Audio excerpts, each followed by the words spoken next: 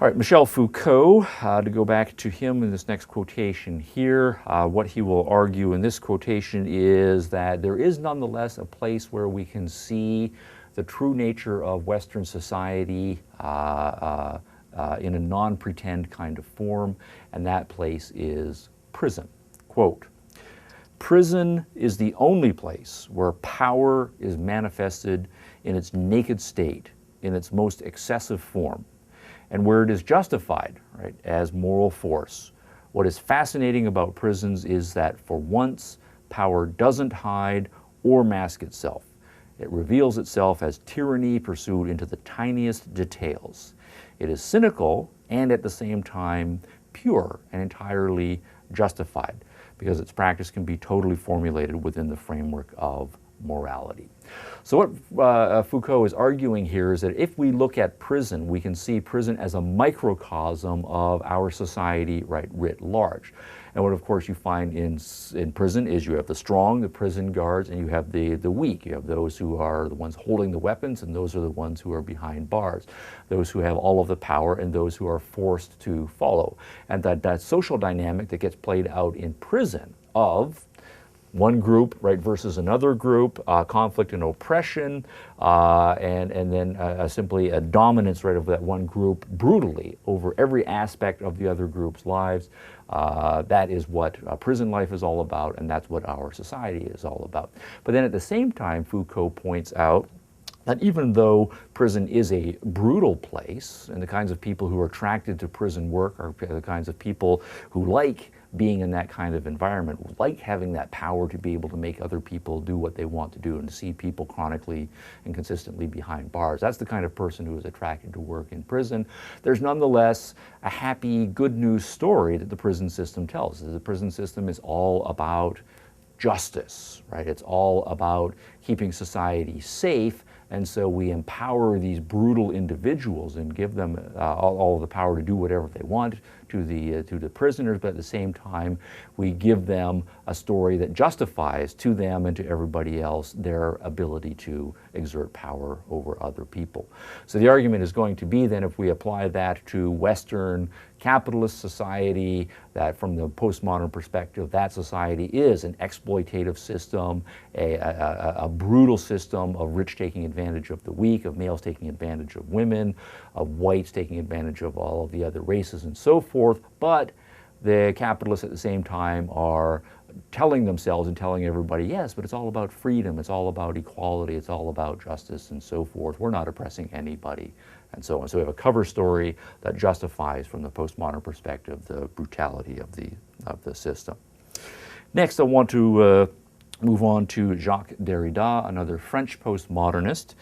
Again, speaking about deconstruction as Stanley Fish had spoken about deconstruction. But what's interesting here is that Derrida will make a connection from deconstruction as an epistemological method applied to narratives to a certain kind of politics.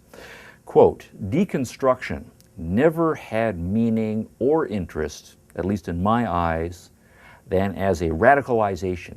That is to say, also within the tradition of a certain Marxism, in a certain spirit of Marxism." So what Derrida is saying is that from his perspective, primarily it was politics that is the important theme here. A kind of Marxist socialism or a Marxist egalitarian ethic animating that socialism. That was the thing that got him interested in postmodernism and postmodernism's literary methods, deconstruction, which are the radical skepticism about there being such things as true narratives and our skepticism toward meta-narratives and so forth, that it is politics that is driving a certain epistemological approach for certain kind of strategic reasons. And of course, if we ask what is central to Marxism, what is central to Marxism is a group analysis, an environmental determinism, and an analysis of contemporary society that it is marked by conflict and oppression and exploitation. So for Foucault, all of this then is bundled in a package with a certain political agenda. Now, what does this have to do with education? Well, of course, that will be the main focus of our next unit here, but I do want to give you one more quotation from a literature professor who was a colleague of Stanley Fish's, Franklin Tricchia, who made the following observation in a book called Criticism and Social Change, where he speaks about postmodernism, its political agenda, and what this implies for the job of a postmodern teacher or a postmodern professor. What is the whole point here? Quote, "Postmodernism seeks not to find the foundation and the conditions of truth, but to exercise power for the purpose of social change." All right, we'll pause right there for a moment here. All right, truth is out. We're not seeking truth. The job of a professor, the job of a teacher is not to seek truth, right? That's the old story that they're God's truth or the scientific truth. Truth is out. Instead, we're interested in power. The postmodern argument is that really is a power struggle. That's all that is true of our social condition.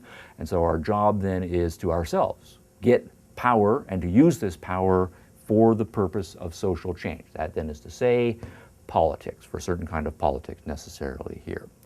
And then carrying on the quotation, one's task as a professor is to help students spot, confront, and work against the political horrors of one's time.